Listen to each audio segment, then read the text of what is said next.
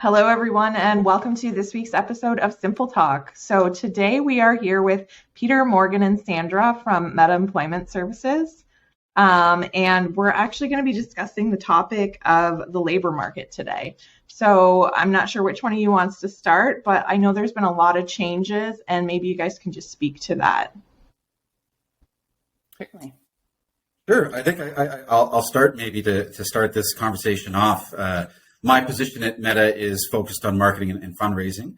A large part of my job is marketing our services to the community. In doing so, you get a lot of feedback from the community in terms of some of the current realities that employers might be facing. And I think that's what kind of brought us together for this conversation about staffing challenges. It's because we've seen over the last couple of years not just a perseverance on old trends, there's old staffing challenges, but there's been some new ones that have come along the way as well. And I think the elephant in the room for staffing challenges would be, the reality of COVID-19 and how that's had an effect on employers finding people, keeping people, and as well how employees go about looking for employers. So I think, from our perspective, when we're looking to provide employment services to the community, our focus is really on the job seekers and the employers. So I think that would be a great place to start, is to say, okay, well, what are job seekers' reality look like these days with COVID-19 when it comes to finding employment?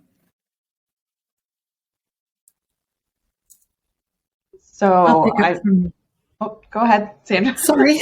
I was going to say, I'll pick up from there. I can tell you that from a leadership perspective, that the labor market has absolutely shifted, mainly due to the pandemic. And I think that it was also due to the side effect of the giant leap in technology that the world took due to the pandemic. So work-life balance, as Peter had mentioned, has become such a priority for people in general. So regardless of what your work was prior to the pandemic or how you balanced your work in your life, I know that prior to the pandemic, it was all about how busy you are and how much work you're doing. And you were, people were essentially married to their employer, to their job. And what we've seen on the shift in the past couple of years is that that's no longer seems to be what the average job seeker employee wants. They want to have that balance. They want to be able to spend more time with their families. Money isn't, obviously money is important, but it's not the driving focus anymore. It's more about, what can my employer do for me? Mm-hmm. And sometimes that takes the shape of flexible schedules, remote work. Perhaps it's, at some places have started offering free food, free lunches, those types of things. It's those non-monetary perks, for lack of a better word, that the employers can offer that seems to have been the shift. Also, it's better working conditions in general. So we're seeing a lot of people saying, health and safety has come to the forefront, set schedules, not such a volatile mix of the work that they're doing, etc. It's more about me than my job or my employer. And kind of sorry, I'm going to add some stuff onto that. I think that some sort of flip side to that, but also to kind of go along with it as well, is that there are jobs everywhere you look right now. And so it is a job seeker market.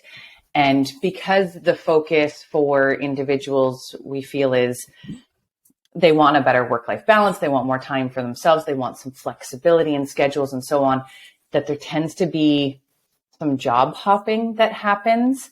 They're testing places out, trying to figure out, where's the right fit for me. And while that's all well and great, and there is opportunity to do that, today and the way that things are, but that doesn't help employers. And so then they're faced with, okay, we just finished onboarding and now we have to onboard someone new. We have to go through the training process. We have to do all of this all over again. So employer perspective, yes, they're shifting and trying to make better culture in their workplaces and have a better work-life balance for staff. It's some employers that aren't quite there yet, I guess, is they tend to be losing, or aren't, I guess should say, maybe they don't have the ability to change because of their work environment. They don't have the ability to change things too drastically. They tend to be losing more staff. And I think locally for us, I can't speak to any one specific employer, but there's a lot of manufacturing in this area. And so it makes that work-life balance a little bit harder when I think most manufacturing facilities, they're stuck with, rotations and shift work. And so I want to say that there's lots of them that are trying and they're doing extra little things where they can. But because it's a job seeker market, people are hopping. Yeah, we have a few things that we implemented. We have a full day of volunteer hours, so they can go volunteer anywhere for a full day in a month, and we'll still pay them their wages, and then other little perks like a book allowance and things like that. But So you guys actually? I was just going to say, employers have to do that. They have to be creative and come up with different things that are going to work for their work environments based on their schedules and stuff. So it's called for some creative thinking, I think, for employers. It's like, what can you do that's not going to cost as much as a large raise, but still, get the bang for your buck? Yeah. Absolutely. And I think to build on what Morgan had mentioned about onboarding, that perhaps an employer really, really wants to make those changes and wants to be, however, the sheer cost of repetitive onboarding and recruitment stops that because there's only so much money in the budget.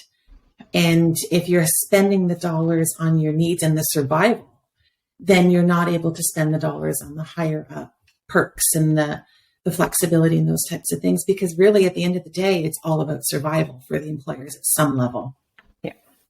Yeah. So on the skills mismatch piece, do you find that employers are just hiring who they can get, even if they don't match the skills specifically? There is such a demand right now for people. Again, speaking locally, there's just such a demand that we've had employers, in conversation just say, I just need a warm body. I need to know that they're going to show up every day, and I'll try and teach the rest. Which, great. It's giving opportunities to those job seekers, that may not be at the top of the pile when they apply to stuff, in different circumstances. It's allowing people to actually be involved in the workforce. And so that side of it is fantastic, but we are seeing that there's some retention issues because there is a mismatch and it's really not the right fit. Yes, the employer may have needed a warm body, but there's repercussions of that, right? That they don't always know what, maybe they don't have the ability to learn how to use that equipment or whatever. And so we see them come back through, individuals come back to us and say, wasn't the right fit for me. Where do I go now? And so we are there to help in that process, but we have been seeing a lot more of it lately. And I do think the skills mismatch is a big component of it. Okay, so tell me a little bit more about what you guys actually do. So are you more client focused or business focused? Well, both. Both. We do a whole lot of stuff, a whole lot of things related to employment, and that could be our clients are job seekers as well as employers in the community. Okay. So we offer services to both. Obviously, those look a little bit different. Job seekers, anyone's able to come in and use our resource and information center. Whether you're currently working or unemployed, that doesn't matter. You could be a student. Resource Center is open for anyone free of charge. They can come in and use computers for job search purposes. They also can get assistance with some resume printing and photocopying and applying to positions, all that sort of stuff. There's staff that assist any of those job seekers that come into the Resource Center. We also then have employment counselors that individuals can meet with one-on-one. So they get more direct support from an employment counselor to find employment. Maybe they're changing careers. Maybe they want to go back to school. It could be individuals that do have some retention concerns with employment, and they have been hopping and they're just like, what do I do? I can't find the right fit. So really anything related to employment, we are able to assist with. And if we can't, for whatever reason, we refer, and we work with lots of community partners to make sure that individuals get the right supports that they need to reach their employment goals. The employer side of things, there's a lot that we do and that we have done and that we continue to do. So obviously we offer workshops and different things to help staff, and certificate-based training and government trainings and that sort of thing. But then we also offer employers job posting services. We can help right from the initial job posting piece to helping them hire the individual, where we can take the job posting, we can help filter through any of the applicants. We give the employer pile A and pile B, saying, here are the applicants. This is kind of based on your description. This is what we can, how we've kind of divided them up. We can do phone screening and help some of that time consuming piece when they're always onboarding in certain circumstances, that it just takes that legwork out for them, and we take it on, and we're closely working with the employer, obviously, to provide them the right candidates. But we can help really in any part of it. We've had employers call us and say, hey, how do I get on WSIB if I want to access training dollars through you guys? So there's lots of different things that we can assist with in terms of employment for employers, but they just need to call us and ask, and we'll say, yeah, we can help, or no, but I know who can. So. Yeah. Well, I'm the treasurer for the Gleaners Food Bank, and we have used your services. So thank you. Yes, wonderful. Yeah, I believe Gleaners took on a couple placement individuals. So we have a federally run program as well that helps youth at risk. And so we do placement pieces with them. And so we've had some placement youth at Gleaners to get some really good skills to add to their resume, which was fantastic.